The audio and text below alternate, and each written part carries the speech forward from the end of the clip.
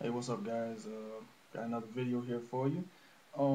This video I want to talk about. Well, first of all, let me tell you how this video even came about.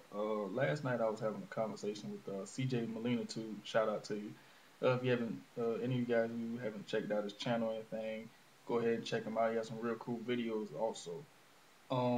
Anyway, about this video. Like I said, the way this video came about, we was having a conversation about movies and everything, and all of a sudden we ended up on the topic of westerns, and we found out we're both western fans, and I just wanted to give a quick rundown of a few western movies that I own personally. A lot of ones, I mean, there's more that I have, well, that I had, don't have anymore. But there's also a lot that I still need to get also. But I just want to give a rundown of them and show them off. So starting us off here, first one being the assassination of Jesse James by the coward Robert Ford, starring Brad Pitt and Casey Affleck. This movie was it's kind of hard to describe because, in a nutshell, it plays like a melodrama. It's not really a typical Western type movie. I mean, it's a lot of staring and very methodical scenes in this movie as well. Brad Pitt and Casey Affleck both give great performances in the movie in their respective roles of Jesse James and Robert Ford. And like I said, that's one of those. I say so. The assassination of Jesse James by the coward Robert Ford. Uh, Next up is a older film directed by great Western director Sergio Leone. It's not one of his well-known movies, but it's called Duck You Sucker, or also known as A Fistful of Dynamite. Stars Rod Steiger and James Coburn. Just want to give you it's the what is this? The two disc collector set. So let's just want to open it up and show it off. Pretty much the same cover on the inside. On the inside, there's the two disc. That's the two disc on the inside. The film and the special features, and also it has a little booklet as well. So that's Duck You Sucker, aka Gila Testa, which is the actual Italian title of it, like I said, and aka Fistful of Dynamite. This movie has quite a few titles in it as well. Next up being some personal favorites of mine from when I was a kid. First up being Young Guns. I used to watch this movie a lot when I was a kid, and kind of still love it today. I mean, it's the tale of Billy the Kid and his gang of outlaws and everything like that. I say it starred Emilio Estevez, Kiefer Sutherland, Lou Diamond Phillips, Charlie Sheen, Dylan McDermott, just to name a few. I say a very good movie also. And then follow that up, can't have Young Guns without having Young Guns 2, which see, if you've seen the first one, you know everyone didn't survive in that one. And I probably just spoiled it for some who haven't seen it, but okay. I'm pretty sure everybody's pretty much seen Young Guns at some point. If you haven't, sorry about the little spoiler there. This one stars Emilio Estevez again, he's back. Kiefer Sutherland is back, and Lou Diamond Phillips, along this time with Christian Slater and William Peterson. They as Pat Garrett. William Peterson plays Pat Garrett in this one, and let's say it's Young Guns too. Next up is actually a movie by one of my favorite directors, Sam Peckinpah, and his Pat Garrett and Billy the Kid, which stars James Coburn and Chris Christopherson, and in I think his movie debut, actually, Bob Dylan, singer Bob Dylan. Now, this movie is very different from the Young Guns films and everything like that. And also, it has a slew of Western stars in it as well.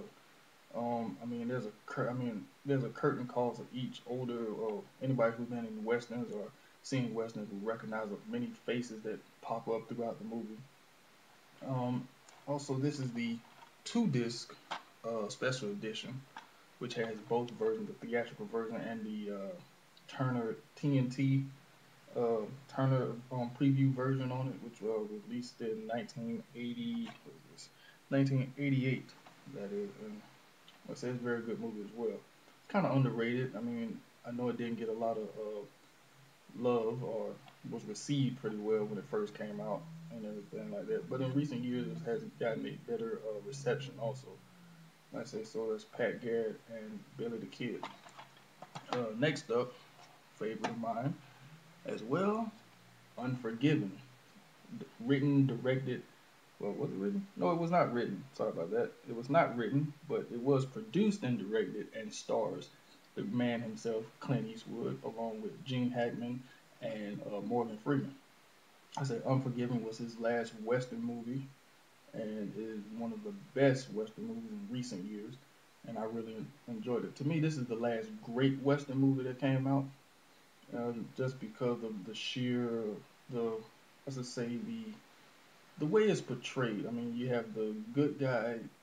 The good guy is portrayed as the bad guy, and the bad guy is portrayed as the good guy, which was a good role reversal of how they did the movie. If you haven't seen Unforgiven, I highly suggest it. Even if you're not a Western fan, I highly suggest you see Unforgiven. So I say that's Unforgiven there. And then next up would be to me the last good Western movie, which is the movie Tombstone. This is the two-disc director's cut of the film. Stars Kurt Russell as Wyatt Earp and my favorite, Val Kilmer as Doc Holliday, who does a great job in this movie. I do believe he should have been nominated for at least an Academy Award, at least nominated for an Academy Award, if anything, because his performance in this movie is just one of those performances where to me, he makes the movie even better. Without him playing Doc Holliday, the movie's good, but with him as Doc Holliday, makes the movie it puts the movie over the top because his performance, I mean, his dedication to this role was so great in it, and like I say, that's one reason why I can never really say that I'm not a Val Kilmer fan because I will always point to this movie. Excuse me. I will always point to this movie as being a movie that like I said, with him giving a great performance in it, and I just can't say I'm not a Val Kilmer fan after seeing the performance that he gives in this movie. So I say, and plus it has a ensemble cast. I mean, there's a lot of known actors, great actors in this movie as well. Just to name a few, Bill Paxton is in it, Sam Elliott's in it, Powers Booth, Michael Biehn is also in it. I say it's a great western. Another one, if you're not a western fan, I highly suggest you should check it out. Also, and that's Tombstone. And then next up, another Sam Peckinpah Western, the movie The Wild Bunch. Now this movie has been praised from day one ever since it was released back in the late '60s. This one, like I said, was directed by Sam Peckinpah. It stars William Holden, Robert Ryan, Warren Oates, Ben Johnson, to name a few. And this has well, it has actually two great shootout scenes sequences in this movie. Anybody who's seen Sam Peckinpah movies knows he's known for those his shootouts and his editing on those shootouts is so great. The way he kind of replays scenes and with the fast cuts and everything like that. So the Wild Bunch, like I say, if you're not a Western fan, you still should definitely check out the Wild Bunch because it's just a great movie to watch anyway. And then last but not least, my favorite Western at of all time, basically. The movie, another Sergio Leone film, and it is Once Upon a Time in the West. Stars Henry Fonda in his one and only time playing a villain out of his entire career. There's another performance I think he should have been nominated for an Academy Award just for his performance for the first time ever playing a bad guy. Like I said, it stars Henry Fonda. Also, it stars Italian actress Claudia Cardinale, um, Jane, Jason Robards, sorry, Jason Robards, and the man himself, Charles Bronson, is also in this movie. To me, this movie is is an epic um western. Well, not just an epic western, but it's just an epic movie with with the landscapes and everything, and the story is a good story as well. And that's one thing I liked about this movie. It has one of the best opening sequences as well, where I think it's the first 10 minutes of the film. There's no dialogue at all. You're just captivated with what's going on and how they use the sounds around to basically make up the music that's going on until Charles Bronson shows up at the train station. Another one, if you haven't seen, if you're not a fan of Western movies, another, it's just a good movie to watch. And like I said, that's Once Upon a Time in the West. And like I said, I just want to do my rundown of those movies and everything. If you haven't seen any of them, or if you have seen any of them, just leave some comments down below. And also, if you want to know any more about any of these, just like I say, also leave comments. Let me know what you think.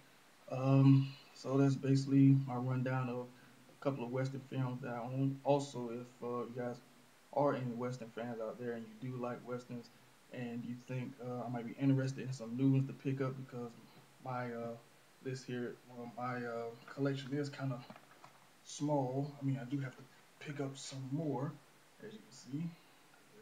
There they are. I have to pick up some more. But if you think I might be interested in some, just let me know. So that's all I want to say about my Western films. And I'll be right back with another video on doing a review as well next. So I'll see you guys in a few. Peace.